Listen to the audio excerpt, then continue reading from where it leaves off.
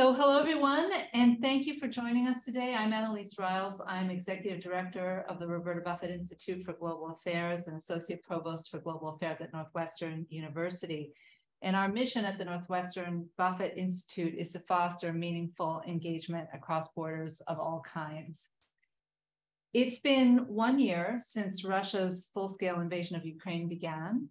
And since that time, millions of civilians have been displaced, thousands killed, and many others subjected to sexual violence, torture, and other atrocities. Just this last week, Vice President Harris declared that it is the official US policy that these acts constitute crimes against humanity. So 1 year into the war, we are grateful to partner with the Northwestern Russian, Eurasian, and Eastern European Studies program, with whom we have co-hosted a number of panels over the past year examining various dimensions of Russia's ongoing war in Ukraine. And you can find video of these on their website and our website on topics such as the Ukrainian resistance, Russian public opinion, censorship, international aid, and so on. And we're really grateful that these panels in particular have been able, through the magic of Zoom, to include leading academics from Ukraine who have brought invaluable insights through the past year to our community, including both their scholarly perspectives and their research and their firsthand experience. So today's panel features a wealth of multidisciplinary expertise on the ongoing conflict, including many of our own faculty who have shared their insights with this audience over the discussions over the past year through our webinar since the conflict begins. So joining us today, we have Jordan Gantz Morse, who is Associate Professor of Political Science and Faculty Director of the Northwestern Weinberg College of Arts and Sciences, Russian, Eurasian, and Eastern European Studies program, and has been leading so much of Northwestern's response on this topic. Welcome, Jordan. Thank you. We have Olga Kamenchuk, who is Associate Research Professor in Northwestern University's Institute for Policy Research and Associate Professor of Instruction in the School of Communication at Northwestern. Welcome, Olga. Hello. Hello. We have Ambassador Ian Kelly, who is Ambassador in Residence at Northwestern, a retired senior foreign service officer, and most recently served as U.S. Ambassador to Georgia from 2015 to 2018. He was previously U.S. Ambassador to the Organization for Security and Cooperation in Europe. Welcome, Ian. Thanks very much, Annalise. We have Professor Vladimir Kulik joining us from Ukraine. Vladimir is Head Research Fellow at the Institute for Political and Ethnic Studies at the National Academy of Sciences of Ukraine and Professor at the Ukrainian Free University. He's also an associate at the Ukrainian Research Institute and at Harvard University. Welcome, Vladimir. Yeah, thank you. Good to be here. We have Timofey Milovanov, who has been with us many times, president of the Kyiv School of Economics and an advisor to Ukraine's presidential administration. Welcome, Timofey. Thank you. We have Professor William Reno, who is professor of political science and chair of the political science department at Northwestern. Welcome, Will. Thank you. Good to be here. And we have Johanna Petrovsky-Stern, who is the Crown Family Professor of Jewish Studies and a Professor of Jewish History in the Department of History at Northwestern's Weinberg College of Arts and Sciences. Welcome, Johanna. You're mute. Thanks for tolerating me. Thank you. And last but not least, we have Professor Juliette Sorensen, who is Clinical Professor of Law at the Northwestern University Pritzker School of Law's Center for International Human Rights. Welcome, Juliette. Thank you so much. Okay, it's an honor to have you all with us. So for our audience, we will reserve some time for questions at the end. Please submit your questions in the chat box at the bottom of the screen. And if they're aimed at a particular member of our panel, please note that with your question. So let's get going. So, Professor Kulik, I'd like to start with you. The Russian invasion 1 year ago means that this is an anniversary. How does this anniversary feel for you personally at this point? How are you and your colleagues, the people you work with, the people you meet every day, feeling and what expectations do you have and your colleagues have for the year to come? Thank you. So on the one hand, everything is different. On the other hand, everything is the same. So a year ago, we were shocked and unable to work and because of uncertainty. Now we are back to working full time and maybe more than usual, but still full of uncertainty. So we don't know how the war ends. We don't know how long it will last. But we are now fully confident that we have to work normally, productively, to contribute in any way possible to Ukraine's victory, in which we believe stronger than ever. Thank you. Professor Rolovadov, let me turn to you. So you were recently here at Northwestern. We were very honored to host you, and you were speaking a little bit about the policy challenges that the government of Ukraine faces, in addition to the military challenges, keeping schools running safely, financing the state budget in a war crisis, and many more. What do you see as some of those most immediate and most critical challenges for the Ukrainian government, in addition to, of course, the military conflict? For Ukraine, I would say, rather than government, because it takes the entire nation, the entire state to get through this. And one challenge, of course, is what to do with people. There's human capital loss, there's brain drain, a lot of people are dying, veterans are coming from the war, they have to be integrated, all kinds of issues. On top of that, the real sector has been hit quite a bit, with manufacturing recovering somewhat, which is amazing, but at 65% of the pre-war capacity. On the other hand, services are doing great and IT continues to grow, yet agriculture is in a tough shape. I just drove through the border, Poland to Ukraine border, and the trucks, the lane of the trucks is 22 kilometers, 32 minutes of drive, and people have been standing there trying to move through the border since last Thursday. So that means the economy is suffering. These are challenges. Really interesting. Vladimir, you've been conducting surveys, I understand, about how the war is changing Ukrainian sense of identity at this moment. What trends are you seeing in those surveys, and how do you think this war is transforming Ukrainian identity?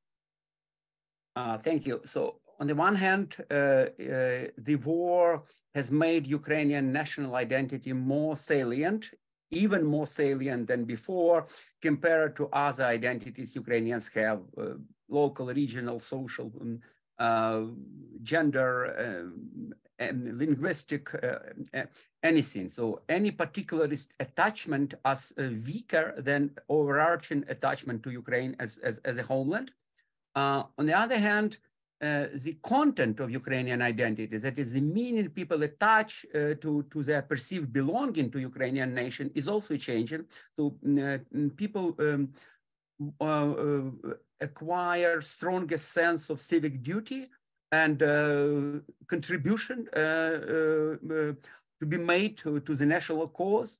On the one hand, and on the other hand, people are embracing more strongly some elements of identity which were traditionally associated with Ukrainian ethnic belonging. For example, a stronger embrace of the nationalist narrative of history and a stronger support for the predominance of the Ukrainian language in all social domains. So in a way, Ukrainian nation is becoming both more civic and more nationalist, I would say. Fascinating, fascinating.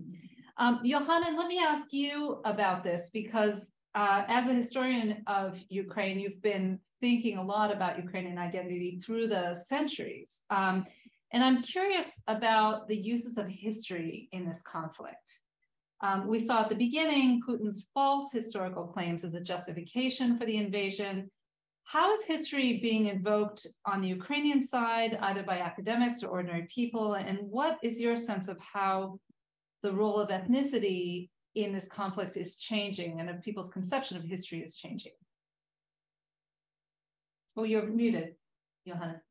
Thank you. You're asking me 3 questions, each of which is a semester for a good 395 course. So let me give you a parable and share with you a parable, and then give you an idea of what it is. Last year in November, the leading Ukrainian publishing house, the Old Lion Publishing House, Видавництво Старого Лева, issued a 700-page volume on the Jewish architecture of Lviv. 1,000 copies were published. In 10 days, the book disappeared from the market. The book was all sold. I'm coming to Lviv on December 13th, under the air raids, during the sirens, to present the book at the Museum of Ethnography in the very center of Lviv. And I'm sure that there will be 15 people sitting there at best, because again, people have to sit in the basements at that time. When I'm coming there are academicians, professors, students, grad students, about 70 people who came to celebrate the Jewish architectural legacy of Lviv. And these 70 people spent with us 2 hours to hear about the Jewish history of their city. Among them, the only Jew is myself. So that gives you an idea that I would like to add to what Volodymyr Kulik is saying. Ukraine became more a democratic country and at the same more nationalist country, but this democracy and nationalism doesn't preclude, but I would say vice versa, includes the idea of multi-ethnic character of Ukraine. That is amazing. And we do see that among the refugees and people who are helping the refugees at the refugee centers in Slovakia, Romania, Poland, and Ukraine. We see that multi-ethnic constituency among those who are raising funds and helping to get drones to the front, to the front line. And also among those who are fighting. There is a Georgian-led international legion in the Ukrainian army, about 1,200 soldiers led by Mamulashvili from Georgia. There is a semi-secretive Jewish Kurin, that is to say, a unit of Ukrainian army, which has at least 40% of the Jews there. There are Hungarians fighting in the Ukrainian army, including such people as Professor Troshky from Uzhhorod, mathematician who has every right not to go, but he is going and he is serving in the army. And my colleague, Professor Maxim Gohon from Rivne, professor of Poli-Sci, of Jewish descent, expert on the Holocaust, who is serving near Bakhmut in the Ukrainian army. And these are just several examples. I can provide many more of Ukrainian army, Ukrainian refugee centers, Ukrainian war effort, broadly conceived, being very much multi-ethnic. And my parable is just the illustration of how people react to that kind of multi-ethnicity, at least in the Jewish subsector of that that I'm have some expertise in, and that shows us what Ukrainian society is all about today. Thank you. Really interesting. Thank you. So let's turn to diplomacy and national security issues now. So Ian, one of the things that concerns me the most is I have yet to hear a really good and plausible account of how we find peace again in Europe. So what role do you think diplomacy is playing and can play at this moment? And what's going on behind the scenes? What do you make of recent Chinese overtures to lead on the diplomatic front? What role do you see for NATO ahead of the upcoming meeting? Give us your thoughts. Yeah, thanks.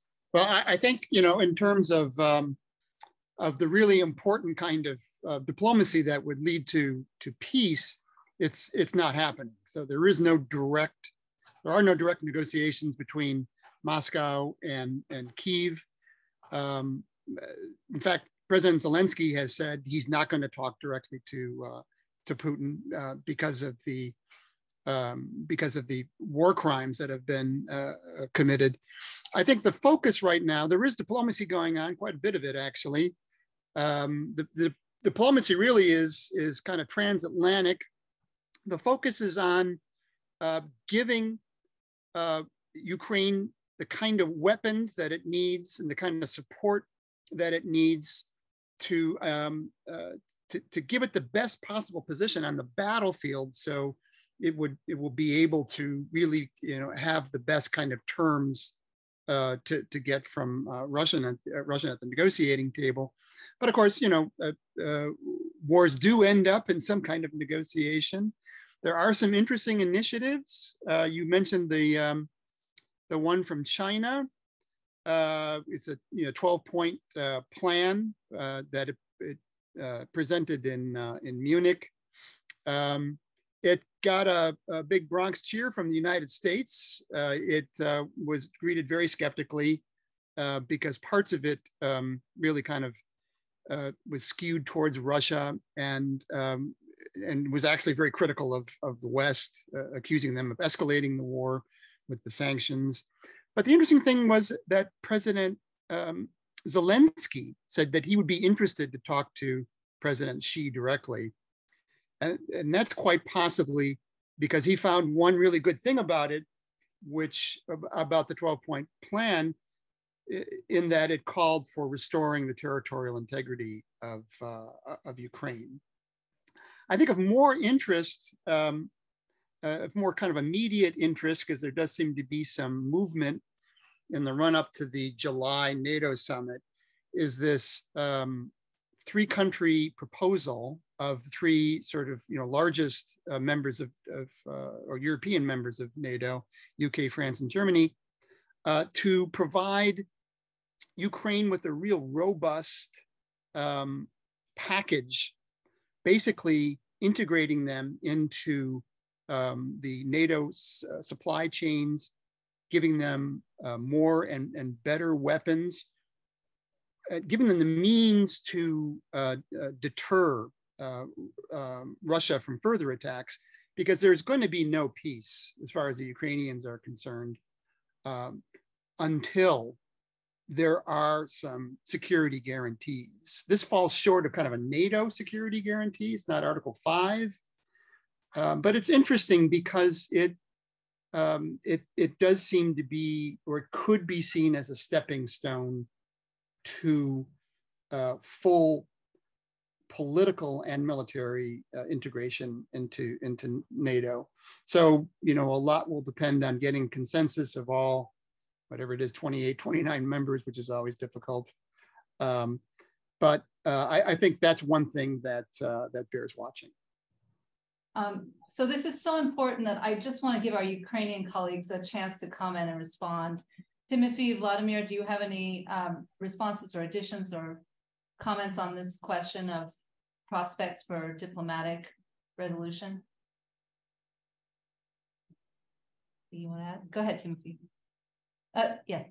I agree with Ambassador that this work is ongoing, and there are these interesting developments, in particular in the way President Zelensky has responded. He mentioned it in passing at the press conference recently, and that has been received. There has been mixed reception in the US and in Ukraine to this, but it is actually showing that there's something going on. And my understanding is that President Zelensky has been trying from the very beginning of the war to stop the war using this means as well, diplomatic means as well. That is not publicly known because a lot of this work is done privately. But you also have seen that there has been some, although very limited, unfortunately, but successful signs of that, in particular prisoners exchanges, including Azov fighters.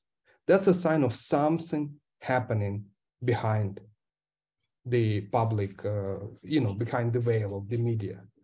Also, the grain deal.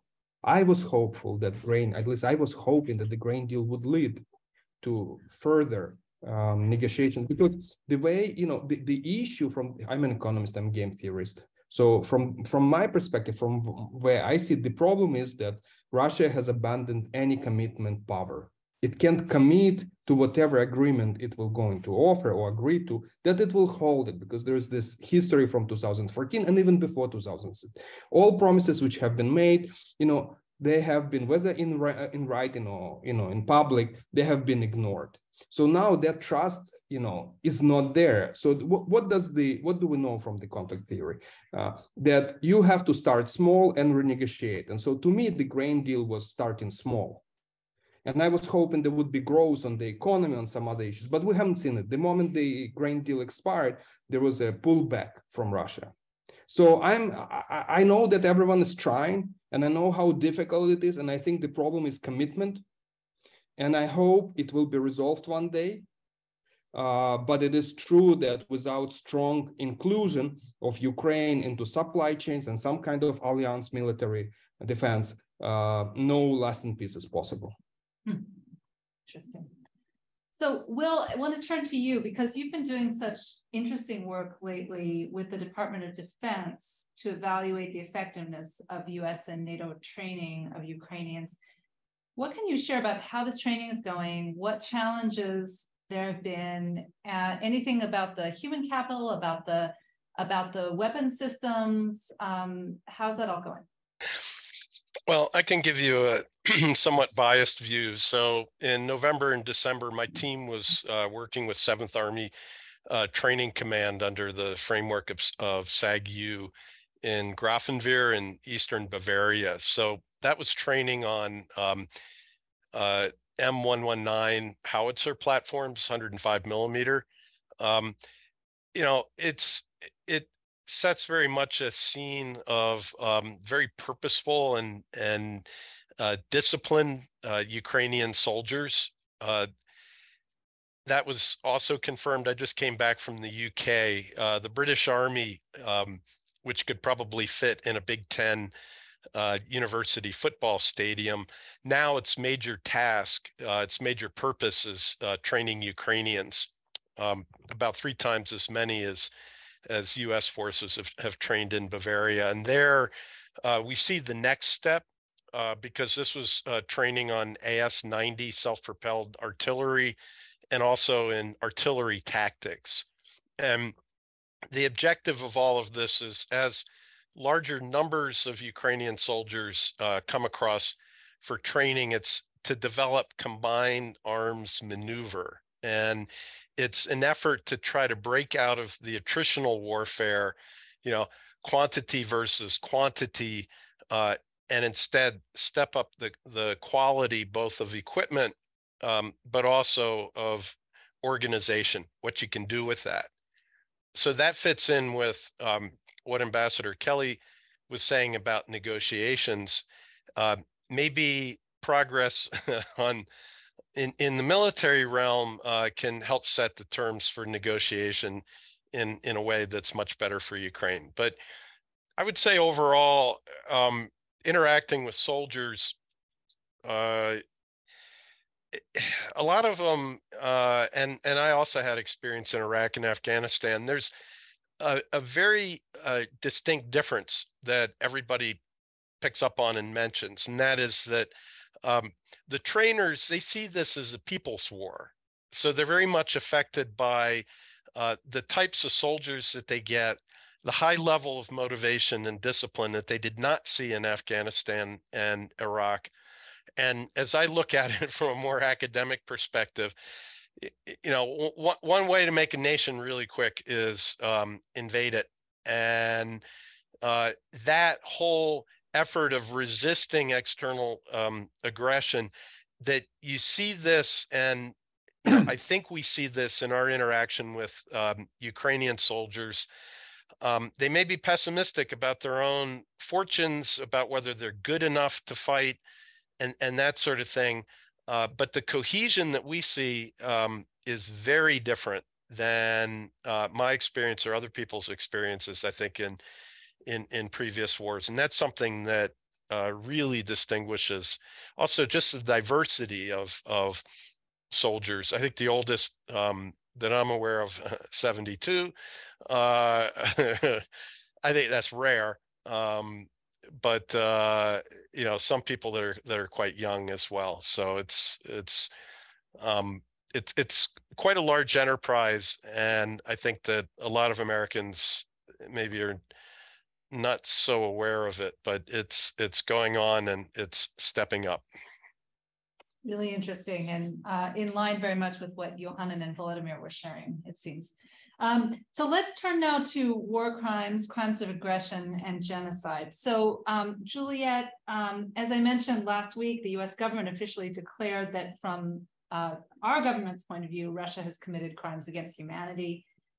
How significant is this? What does it mean? And can you sort of explain what is the difference between a crime of aggression, a war crime, genocide, crime against humanity? And how in the world do you ever get justice for the victims? How do you prosecute these kinds of crimes? A lot of questions there. What can you tell us? Yeah, certainly. So I feel like the conversation has moved from parsing possibilities for diplomacy to the military operation to what will happen in the future. Because of course, this type of accountability, that is to say, international justice accountability only happens retrospectively. In other words, in my opinion, it is necessary but insufficient when it comes to closing a chapter that has already caused far too much death and destruction. It is correct that the US, that Vice President Harris recently declared that from the perspective of the United States, that Russia has committed crimes against humanity in Ukraine. It was last March that the US asserted that Russia had actually committed war crimes. So crimes against humanity is arguably a more serious atrocity crime. It involves widespread and systematic attacks against a civilian population. War crimes are violations of the laws of war those are defined in a series of conventions known collectively as the Geneva Conventions that essentially lay out the rules of warfare when it comes to places of attack, treatment of civilians, and rules of combat. The real question is, does this matter? And I am going to inject a cynical note here. The answer is maybe on the margins. For one thing, the US has opted not to participate in any international tribunals that might have jurisdiction over these offenses, including the International Criminal Court. So one might ask why one country's opinion about another country's conduct matters when it has opted out of the fora that might hold this country accountable, that is to say, hold Russia accountable. That said, the United States, particularly this administration, has pledged to support the International Criminal Court in matters that it chooses to support the ICC in by providing hardware, personnel support, intelligence, and so forth, technical training and other resources. I will say another area in which there's something of an ironic disconnect is that we in the United States don't actually have a law criminalizing crimes against humanity. There is a gap in our very own US code, which speaks to war crimes, it speaks to genocide, but it is silent when it comes to crimes against humanity, which makes the United States an outlier among countries that purport to be leaders of the free world. So is the US still a leader when it comes to international justice? Sure. But I'm afraid that in this case, saying so doesn't make it so. There's a long way to go before we can have that type of meaningful accountability. Really interesting. Well, a lot more to talk about that. But I think before we open up for questions, we should turn to the Russian side of the balance sheet here. And Olga, here I just want to turn to you because since the start of this conflict, you've been sharing with our viewers the research that you're doing on public opinion in Russia right now. And you have reported considerable diversity of viewpoints early, and then later on you came on and shared with us that by, I forget, a few months into the war, actually most people supported Putin's war. What would you say now? Now that so many Russian soldiers have died, what are the views of ordinary Russians about this war? And what about those in the diaspora, whether it's in the Gulf or Turkey or elsewhere? Yeah, thank you, Annalise. Before I talk about Russians, I wanted to comment on what William Reno noticed in his encounters with Ukrainian military, and also want to emphasize, some findings from my research in Ukraine and Russia, in both of these countries, opinion polls, media analysis, and social media. I also noticed accelerated process of nation building. A month before the war, then less than half of Ukrainians would say they spoke only Ukrainian at home. Now 2/3 say they use only Ukrainian conversations with their relatives. We kind of see what has been happening in some European countries when they were attacked and occupied by Hitler during the Second World War. A very interesting case historically in Luxembourg, for example, when this language kind of thrived. And this process of nation building, especially notable in the central of Ukraine, in the capital, in Kiev. As for Russians, well, since the start of the war, dozens of thousands of people protested in over 100 of Russian cities against the war. And again, it's protesting in Russia is not like protesting here in Chicago, I don't know, in Pittsburgh. It's, expect to be beaten up, get a concussion, be dragged unconscious to the jail, just like it happened with some of my colleagues who were protesting there. So the state used brutal force. And at the same time, the media was pouring pro-war, anti-Western, anti-Ukraine propaganda day and night. Social media were blocked, Facebook, Instagram, Twitter, and new restrictive laws were introduced to persecute dissidents in Russia. So for example, if you even call the war a war, you go to jail. Posts and reposts to criticize Russian army, jail. So all this together with the mobilization in Russia led to about 700,000 to 1 million different estimates of Russians fleeing the country. And mostly were those educated, young, economically active people. The brain drain costed Russia a significant loss of significant chunk of its IT specialists, as well as other scientists. Most of them were against the war, as the majority of the diaspora right now, whether it's the Gulf or United States or EU, but their influence in domestic politics is too small, and especially as they are abroad anyways. What could impact really the regime to change its position on the war potentially is, to destabilize the masses, not those, 1 million people in a 140 million country. And that was one of the reasons behind the economic sanctions that were imposed on Russia since the beginning of the war. We were mistaken about the strength of Russian economy and the global impact. It did shrink, the economy did shrink about 2% in 2022, but it didn't collapse. And IMF expects Russian GDP to grow in 2023. However, also in 2023, we will start seeing significant budget deficit and paired with high military spending. Domestic production is expected to shrink, already shrank, as well as Russia's international trade. So now, will it lead to the change, the opinion of masses? Will they be in the streets? So far, the Russian government managed to exert total control over the media, silence domestic dissent, and right now approval ratings of Mr. Putin, for example, are stable around 80 to 82% based on Levada Center opinion polls, which is 10 to 12% higher than compared to what was before the war. So we see that the public still supports this war, and even after the open mobilization started, I think Putin might have support for another, at least one, maybe even two more open waves of mobilization. There's also hidden ones. And the other problem is with regards to public opinion, while the Russian government managed to exert this total control over its media and silence dissent domestically, it also managed to influence opinions in Asia and Latin America, the global South. So when we talk about public opinion, it's more than Russia, it's the world in general. So I tried briefly. Very, very interesting. Thank you. Well, Jordan, let me ask you as a political scientist about Putin himself.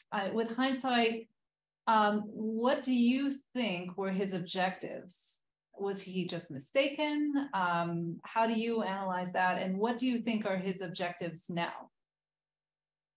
Yeah, I think initially he was pretty open, both in terms of what he said and in terms of what Western intelligence and Ukrainian intelligence was putting out into the public sphere about what his goals were, that he thought he could have a lightning quick strike on Kiev and basically create a new regime by putting somebody, by killing or imprisoning Zelensky and probably many other Ukrainian elites, and then putting somebody of his choosing in power, and essentially having Ukraine, if not parts of it, formally annexed into Russia, become a puppet state under Russia's control.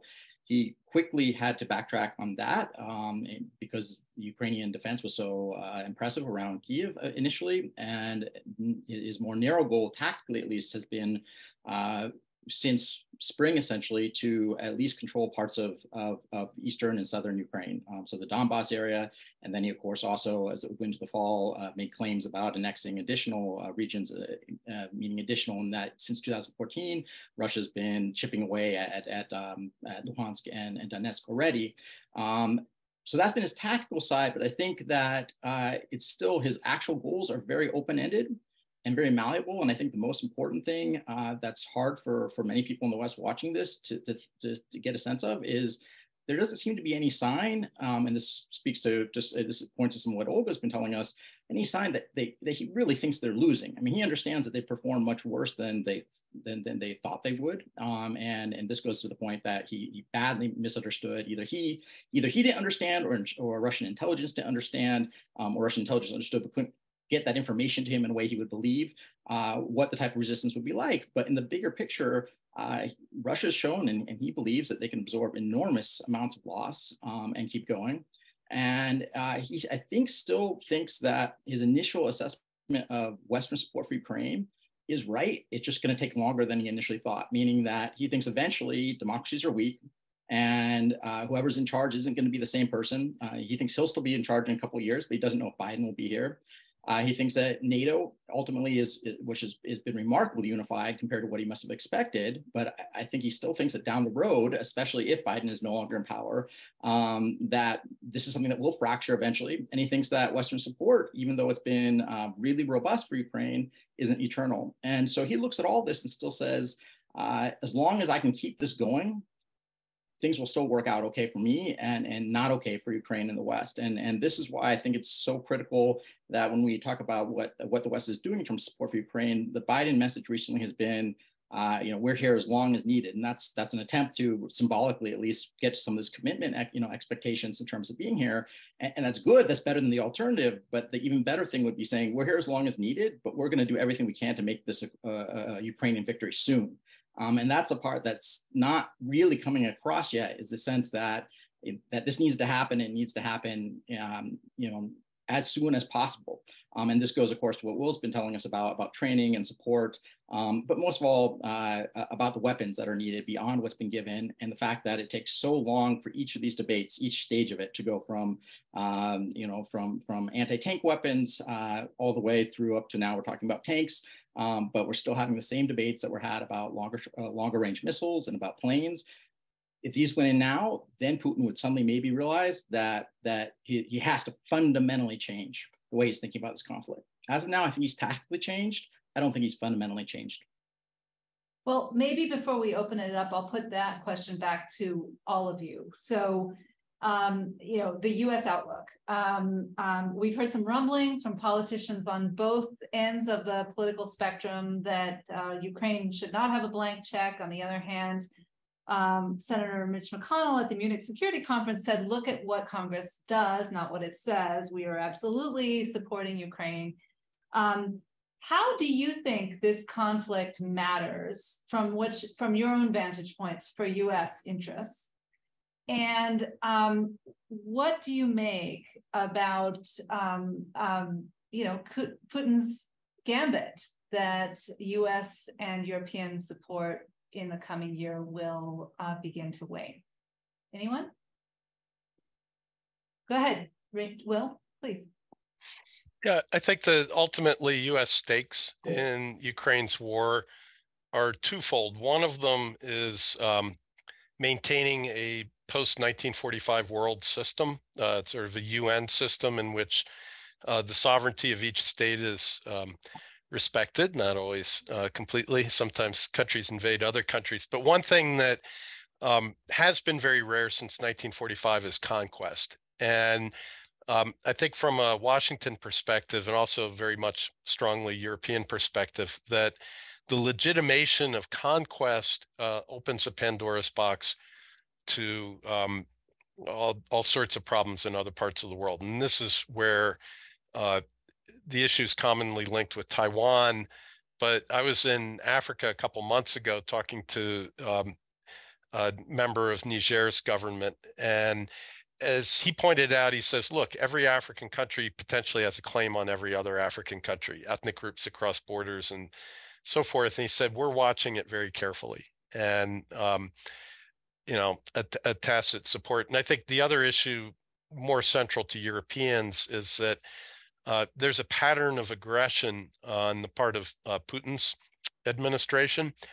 And, you know, I think the important question is, were that aggression not opposed in Ukraine, where would it appear next? So there's also cynical calculation that it's better for Ukrainians to fight Russians than it is for us to fight Russians. Interesting. Anyone else? Yeah, Jordan, please.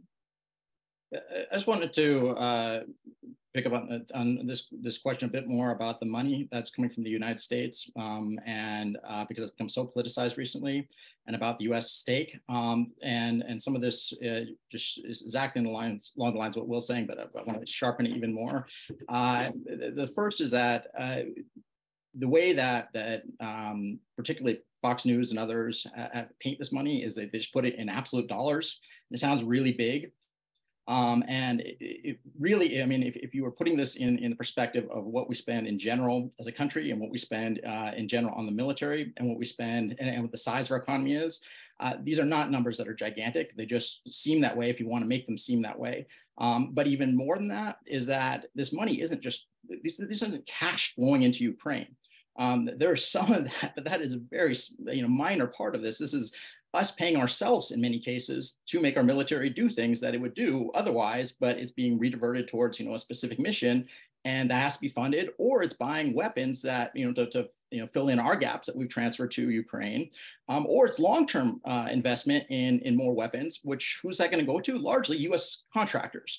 So if people who are critical, particularly on the far fringes of the left, but especially on the far fringes of the right, because this is a story that would actually fit quite well for many people who support them, wanted to sell this as this is essentially a job creation for U.S. arms industry, that would be a perfectly true story to tell. And so that's something that's getting lost here. We're hearing so much about why are Americans paying this instead of where's this money actually going? And that needs to be sharpened. And the second part is just that what Will said here is it is cynical to say it's Ukrainians dying and that's better for us.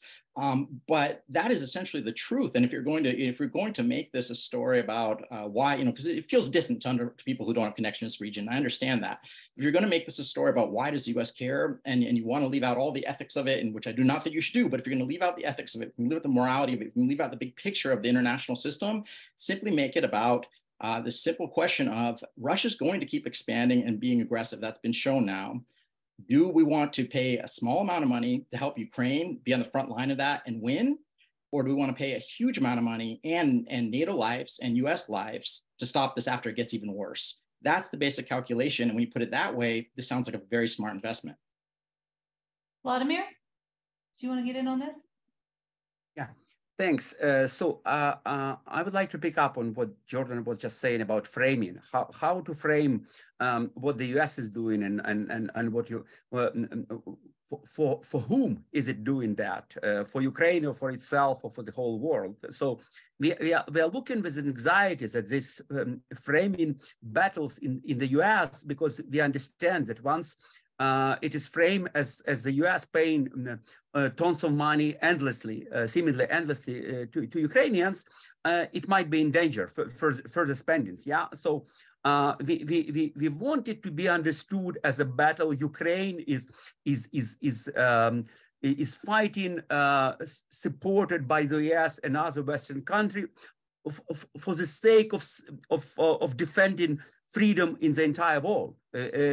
And U.S. claiming the leadership in the free world should be primarily interested in supporting Ukraine to be fighting that battle on behalf of the free world. Yeah, and we are of course terrified by the prospect that Trump might be back, and the framing that we don't have to pay for Ukrainians to be fighting with Russians. They are brotherly people anyway, and it's none of our business, and that will be the end of American support and of Ukrainian ability to prevail. We will still be fighting, but much less successfully. Yeah, and in this respect, I would mention one aspect of U.S. official rhetoric, which we are not.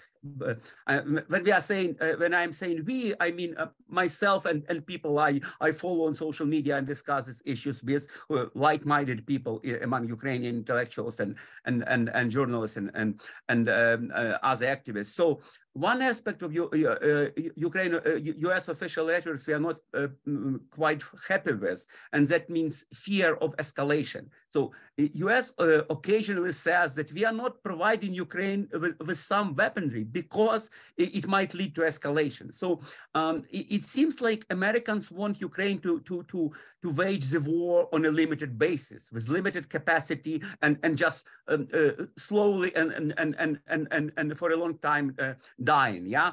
Instead of resolutely fighting back and winning. And so Russia is able of any escalation it wants. And Ukraine is prevented from more resolutely fighting because of the fear of escalation. What kind of escalation are we talking about? You know, escalation is what Russia is doing. And when Ukrainians are fighting back, it's no escalation. Yeah. So I would love to hear that U.S. officials correct their message in this respect. Thank you. I want to get to some questions from the audience, but Johannes, Ian, do you have a small comment you'd like to make? Maybe Johannes, go ahead. As we have preventive medicine and remedial medicine, I believe we should think about preventive politics and remedial politics. Right now, we are in the midst of war, which is the result of remedial politics. So we react to what has been done, and we do not kind of preempt anything. So there has been very limited, I would say negligent response to the non-withdrawal of Russian troops from Prидnestrovia in Moldova. There has been ridiculously moderate reaction to the Russian invasion in Georgia, and of course also very limited system of sanctions that they laughed at in Moscow after the annexation of Crimea and the invasion in eastern Ukraine. And that has to be changed. So I believe what we should do looking at the war in Ukraine, we should look at this war as the kind of a preemptive politics and military action. Therefore, we need this preemptive to be brought to completion. Any conversation about compelling President Zelensky to start negotiating with Russia is counterproductive. Golda Meir used to say, you cannot negotiate peace with a person who came to kill you. That is very much applicable to what we have today. There is no way we should, I would argue very much against the attempts of Germany and the United States to compel President Zelensky to negotiate with Russia any peace agreement, because if there is a peace agreement without the liberation of the entire Ukrainian territories of 1991, including Crimea, then what we do, we create a precedent in international law, according to which, well, yes, there is international law post-1945, post-1991, but if you start a little aggression and you have a little war of attrition and you take a little bit of a territory, and if nobody wants you to fight, we will compel you to make peace, and then there will be a revision of the territory. That is extremely counterproductive, and that will ruin the international law for the next century to come. Therefore, I would very much support the idea that whatever help is needed to be given to Ukraine in order to reconquer the 18% of the territory right now controlled by Russia needs to be done. The only thing, I would say, cautious remark, trying to balance what William is saying and what Volodymyr is saying, is that 1 year ago, I also think, give Ukraine all the needed weaponry and let Ukrainians fight. Look, things need to be absorbed militarily, logistically, and you also need to train people. You cannot give people F-15 or F-16 and make them fly this aircraft tomorrow. It needs time. Therefore, this slow but steady, supply of Ukrainians with the cutting-edge weaponry is done not on a limited basis, but on a rational basis. And I think that it can hardly be changed, whatever we, Volodymyr, think with you about the situation today. Thanks. Ian, did you want to get in on this? Yeah, I mean, just very briefly, I think my colleagues have made many of the points that I wanted to make, but, I'm not concerned about support in the Congress right now, in this Congress and with this administration. What I am concerned about is the beginning of the election campaign sometime next year. This is going to be a very contentious issue, and there's going to be a lot of Republican candidates in particular who are going to want to score political points by saying we should be spending this money here, securing our border, not securing Ukraine. So that argues for what Johanna was saying and several others have said, is that we need to show progress on the ground. We need to show victories that the Ukrainians have been able to do using our assistance. And so, as Johanna said, we got to get the training in now for the F-16s. We got to give, not 130 tanks, but the 300 tanks that the Ukrainians have asked for, because any suggestion of a stalemate helps Putin, and it will help the people who want to turn the US into an isolationist country. Yeah, it sounds like we better also start preparing for Russian disinformation in the next election cycle. But anyway, lots and lots of questions. Timothy, let me put the first one to you. How can the international community put more economic pressure on the Kremlin? Sanctions. The question is, what kind of sanctions? Tell us. Sanctions do not work. That's the question. There are two reasons why sanctions do not work. Well, the economics runs on fundamentals and expectations about the future. In the beginning of the war, what has been done is that the sanctions were proposed, but everyone dragged their feet to implement them. Of course, that sends the wrong message, saying that the expectations about the sanctions should be weak. Now, the reality is different, that the sanctions came around to exclude banking system, impose price cap, impose embargo. And had that been communicated early, probably effects of the sanctions would have been stronger. So going forward, we have to be very clear about the future escalation of sanctions, as long as the war continues and territorial integrity of Ukraine is intact, is intact in the sense that the war continues until Ukraine gets its territory back. Sanctions will be in place. Furthermore, actually, sanctions have to be in place until Russia stops using military force as a foreign policy. That's communication. On the practice of sanctions, there's of course a lot of loopholes and secondary aspects of the sanctions, which are right now being used and abused by Russia to bypass the sanction. There's a gray market out there, and people are working on this. And I think just with everything else, like with weapons, sanctions is a military tool to bring the war to the end as soon as possible. And the government should not hesitate and should not wait to impose the sanctions. And finally, confiscation of the Russian assets. I understand that the US is trying to play, flexibility card and say later we will be able to somehow negotiate and release step by step. So we will be able essentially to pay for the changes in Russia once they are out of money.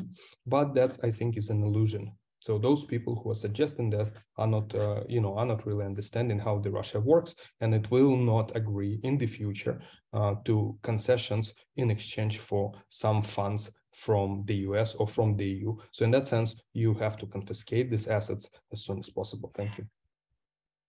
Interesting.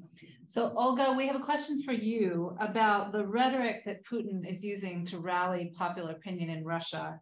Is he still talking the language of restoration of empire, and is that effective with ordinary folks? Yeah, thank you.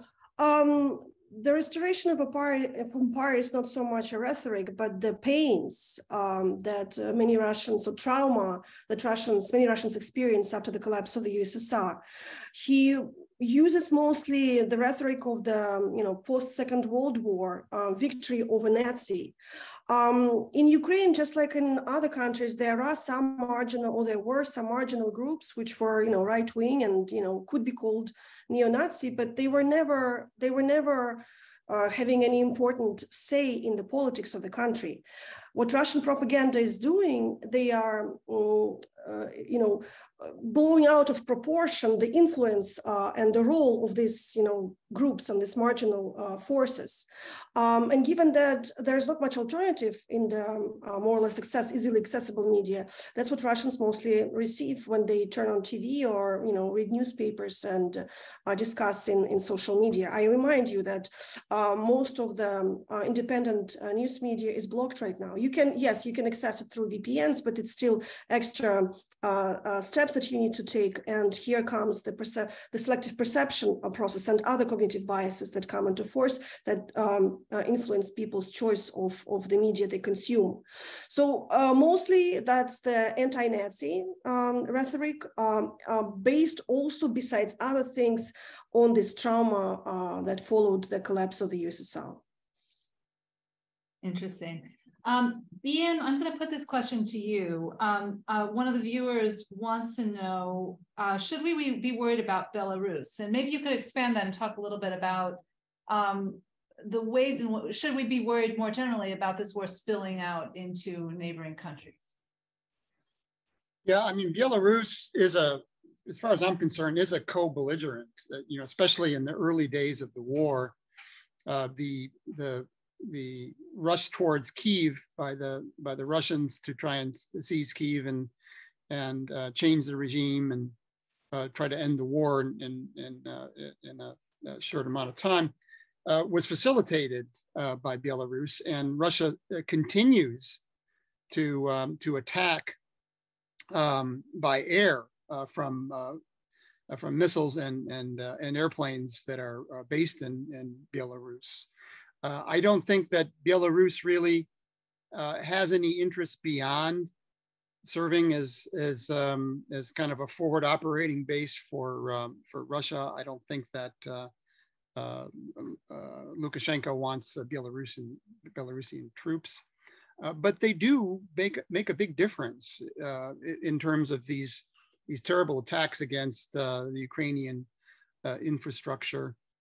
But it wasn't so long ago that there was a kind of a near revolution from below after Lukashenko stole the elections just a couple years ago. And so I think he's being very careful not to become an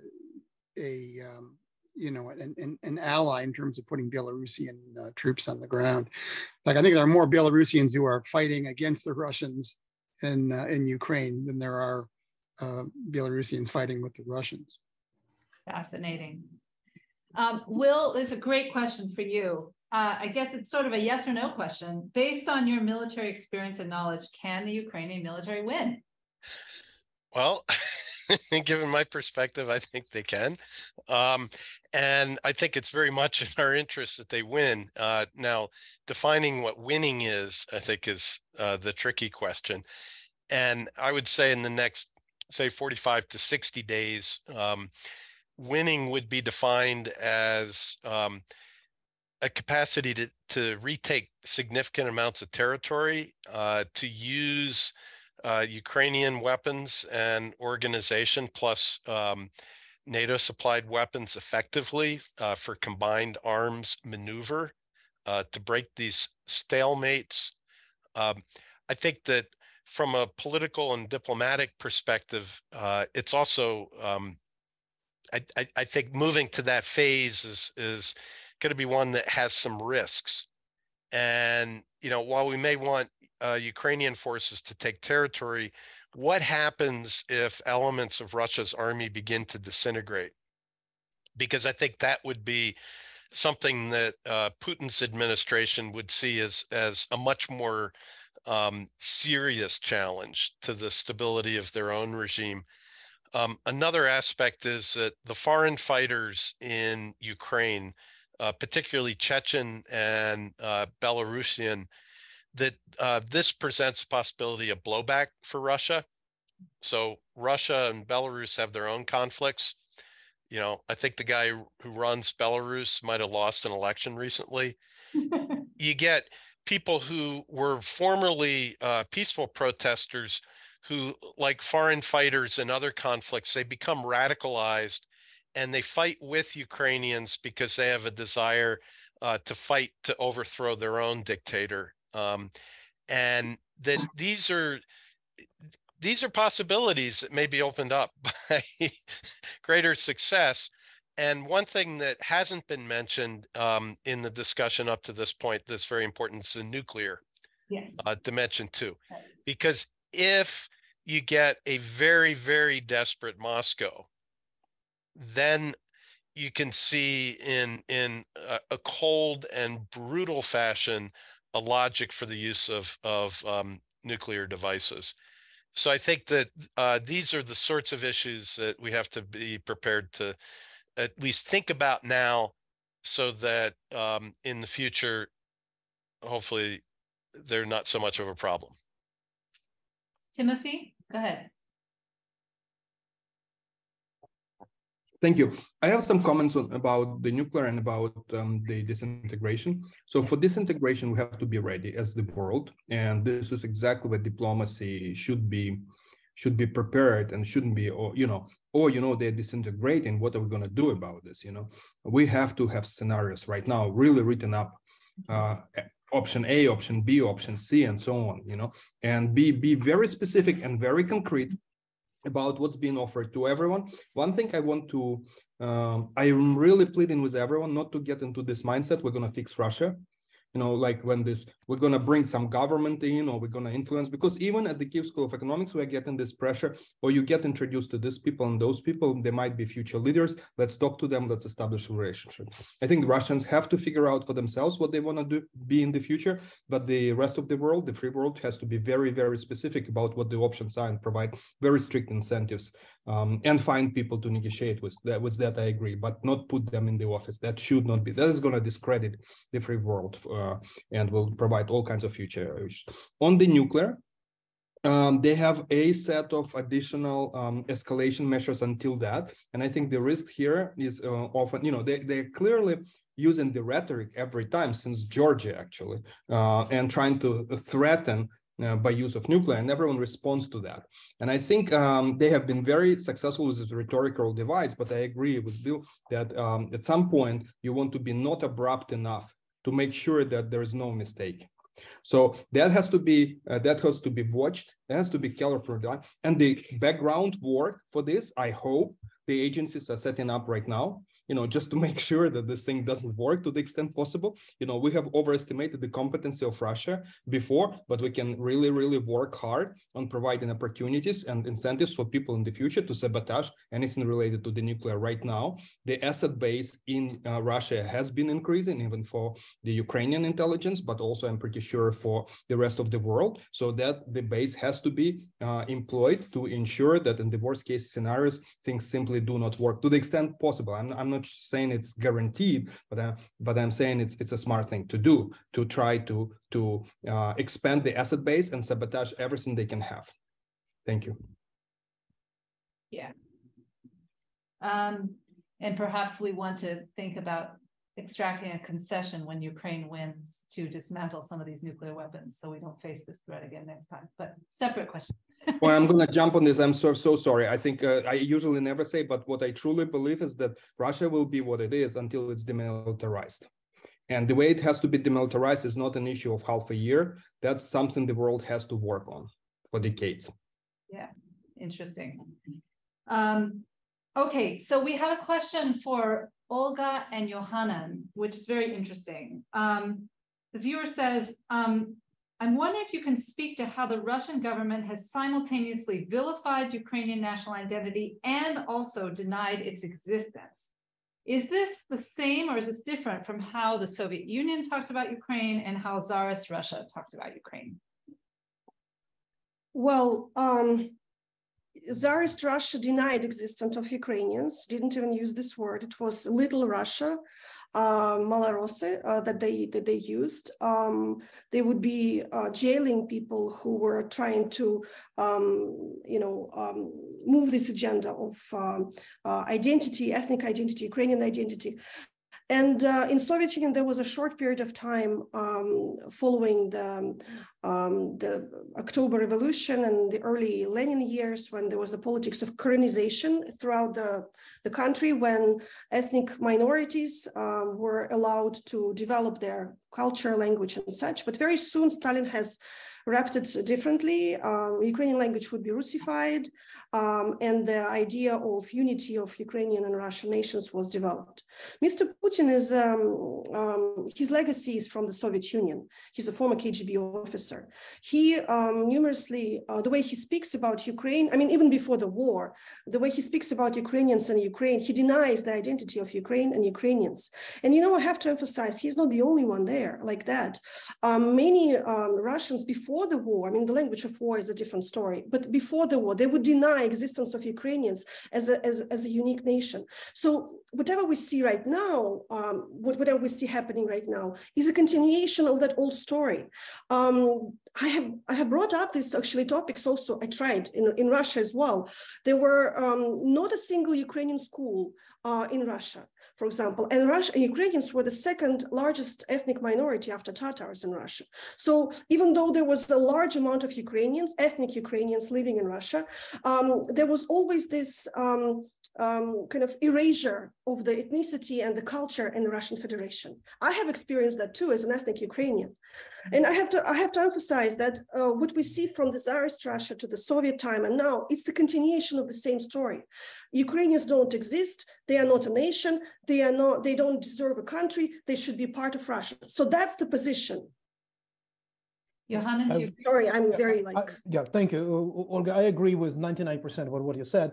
Let me just add to that, according to Putin, the government that is now running and ruling Ukrainians is the government of the Nazis and of the drug addicts and all sorts of other perversionists. So this government has to be removed. This is the government that Putin sees as evil and as a Nazi, including nominally Jewish President Volodymyr Zelensky. Two, once this government is removed, everybody will see that Ukrainians are not just Ukrainians with a distinct ethno-national identity, but are Russians who speak some sort of a dialect of the Russian language, and therefore they will embrace the Russians. That was the expectation before February 24, and that is what Putin hears from perhaps everybody who surrounds him and who he allows to talk to him. So this is kind of a consensus among the right-wing elites in Russia. So you remove the Nazi government, the Ukrainians realize they would like to be with Russia, and Russia will embrace her little sister or his little sister.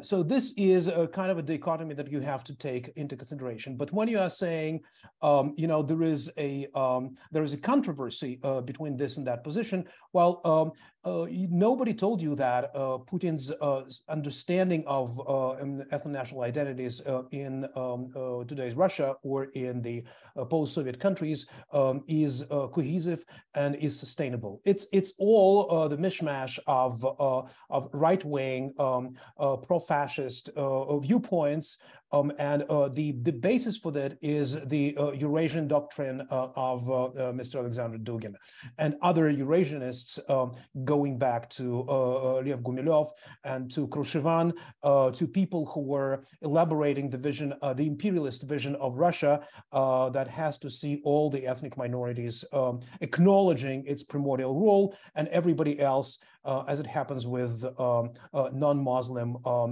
monotheists in Islamic states, is a dhimmi, right? So the tolerated second-class citizens. That's how they wanted to see everybody within the Russian domain. And that's what they want to prove it should be and is the situation on the ground. And the ground situation resists. And what they have, they suddenly started to realize, or maybe they already realized, but they do not want to believe what they realize, that the situation on the ground is very different, and the REEES, the distinct ethno-national group of Moldavians, of Belarusians and Ukrainians, and it is very difficult for them to swallow. They have, in order to swallow that, they have to overcome their own bias that are nurtured by 300 years of imperial thinking and imperial discourse. Thank you. Interesting. So Jordan, we have just a couple of minutes, but I want to ask you, because you're really an expert on political corruption and economic corruption. And I'm just wondering, you know, we've had some recent high profile firings of Ukrainian officials. What do you make of this? How do you interpret that? And what's your interpretation of the state of society along that axis now? Well, I certainly would welcome the chance to hear Timothy and Volodymyr's thoughts on this, and in part because I've what I'll say very briefly is things I've heard Timothy already say on Twitter and elsewhere. But I think what we're seeing is a promising sign, which is that there was a procurement scandal, for example, which is something that happens all over the world, all over Western Europe, all over the U.S., especially when you're spending, you know, billions and billions of dollars on things, and in the Department of Defense.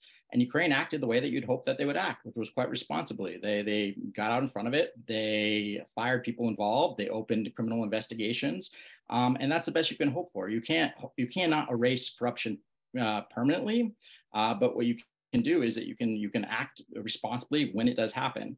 What we've seen in the past would be something where there would be the sense that that's how business is done. And so let's not do much about that. Let's do something symbolic. And no matter what you do, there's always gonna be some corruption. That's not how they're acting. So I think this is a positive sign of how much Ukraine has changed, not a negative sign. Absolutely. And let's just remember that we're from Chicago here. So Indeed. But as I said, I'd love to hear what our Ukrainian colleagues have to say about this. Yes, please, Vladimir, please. Yeah, thank you. So we were glad that there was this response that Jordan mentioned, so prosecution of suspect, removal and investigation. But we must keep in mind that was a response not due to anti-corruption instincts of the Ukrainian government, but due to the pressure on both the Western partners and Ukrainian civil society. And that's our only hope, that this tandem will continue pressuring Ukrainian government into not abandoning the anti-corruption and reform agenda even during the war. And so that's what we desperately need, because Ukrainian leaders, being what they are, they might take advantage of the war to consolidate their power.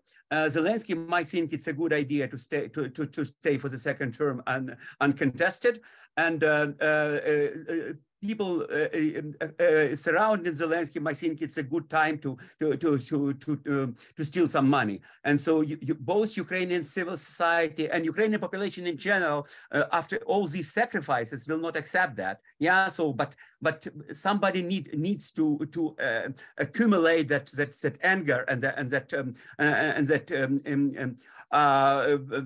preference into pressure on the government. And we very much hope that the US and the European Union will support us, especially because the Ukrainian government is dependent on the European Union in its agenda of joining the EU. Really interesting. Timothy, I'm going to give you a chance to answer and also the last word today. And I'll just add a question for you, which is there anything important that you think Americans do not understand about this conflict from your point of view? And if so, what would it be? Go ahead, please. Thanks. I want to comment on what Volodymyr says about corruption. I disagree with this. Let's start with the facts.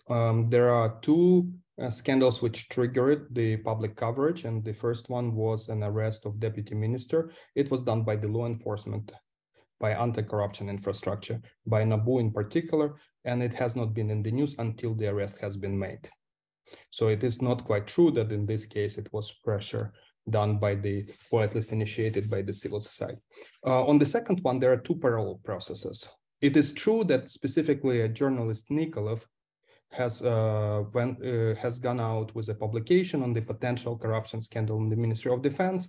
He has been leaked information by insiders, in particular by the police officers. So in that sense, it is also not civil society, but civil society is critical here to be able to deliver that. But also that whistleblower has reported that information also to the law enforcement, to NABU, and NABU had parallel investigation. They had a statement about this.